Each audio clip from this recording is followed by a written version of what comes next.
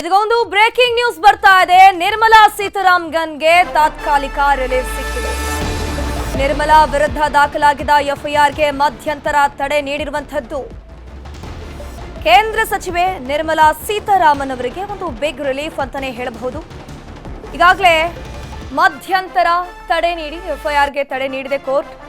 ವಿಚಾರಣೆಯನ್ನ October 22ಕ್ಕೆ ಮುಂದೂಡಿಕೆ ಮಾಡಲಾಗಿದೆ. ನಿರ್ಮಲಾ ಸೀತಾರಾಮನ್ ಅವರಿಗೆ ತಾತ್ಕಾಲಿಕ ರಿಲೀಫ್ ಸಿಕ್ಕಿದೆ ಅಂತಾನೆ ಹೇಳಬಹುದು. ಎಲೆಕ್ಟ್ರಲ್ ಬಾಂಡ್ ವಿಚಾರಕ್ಕೆ ಸಂಬಂಧಪಟ್ಟಂತೆ ಇದು ವಿಪಕ್ಷದವರಿಗೆ ಒಂದು ಆಯುಧ ರೀತಿಯಾಗಿತ್ತು.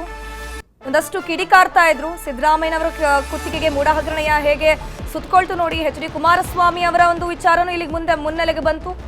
ನಿರ್ಮಲಾ ಸೀತಾರಾಮನ್ ವಿಚಾರನೂ ಕೂಡ ಮುನ್ನೆಲೆಗೆ ಬಂದು ಅವರ ವಿರುದ್ಧ ಒಂದು ಎಫ್ಐಆರ್ ದಾಖಲಾಗಿತ್ತು. ಈಗ ನಿರ್ಮಲಾ ಸೀತಾರಾಮನ್ ಅವರ ವಿರುದ್ಧ ಆಗಿರುವಂತಹ ಒಂದು ಎಫ್ಐಆರ್ಗೆ ಮಧ್ಯಂತರ ತಡೆ ನೀಡಿ ಕೋರ್ಟ್ ಆದೇಶವನ್ನ ಹೊರಡಿಸಿದೆ.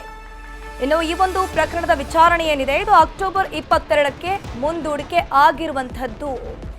ಆಕ್ಷೇಪಣೆ ಸಲ್ಲಿಸುವವರೆಗೆ ತನಿಖೆಗೆ ಮಧ್ಯಂತರ ತಡೆ ನೀಡಲಾಗಿರುವಂತಹದ್ದು.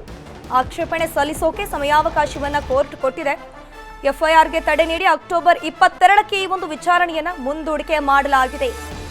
ನಿರ್ಮಲಾ ಸೀತಾರಾಮನ್ ಅವರಿಗೆ ಈಗಾಗಲೇ ತಾತ್ಕಾಲಿಕ ರಿಲೀಫ್ ಸಿಕ್ಕಿರುವಂತಹದ್ದು. ಈಗಾಗಲೇ ನೋಡ್ತಾ ಇರಬಹುದು, ಬಿಜೆಪಿ ಪಕ್ಷದವರು ನಿರ್ಮಲಾ ಸೀತಾರಾಮನ್ ವಿರುದ್ಧ ಮಾತನಾಡಿದ ಅವರಿಗೆ ಗುಡುಗಿದ್ರು. ಅವರ ವಿರುದ್ಧ ಅಂದ್ರೆ ಕಾಂಗ್ರೆಸ್ನವರು ಒಂದಷ್ಟು ಸುಳ್ಳು ಹೇಳ್ತಾ ಇದ್ದಾರೆ, ಟೀಕೆ ಟಿಪ್ಪಣಿಯನ್ನ ಮಾಡ್ತಾ ಇದ್ದಾರೆ. ನಮ್ಮ ನಿರ್ಮಲಾ ಸೀತಾರಾಮನ್ ಅವರು ಈ ರೀತಿಯ ಒಂದು ಕೆಲಸ ಮಾಡೋಕ್ ಚಾನ್ಸ್ ಇಲ್ಲ ಅಂತ ಹೇಳ್ತಾ ಇದ್ರು ಕಾಂಗ್ರೆಸ್ನವರು. ಸದ್ಯಕ್ಕೆ ಇವರ ವಿರುದ್ಧ ದಾಖಲಾಗಿದ್ದಂತಹ ಎಫ್ಐಆರ್ಗೆ ಮಧ್ಯಂತರ ತಡೆ ನೀಡಲಾಗಿದೆ.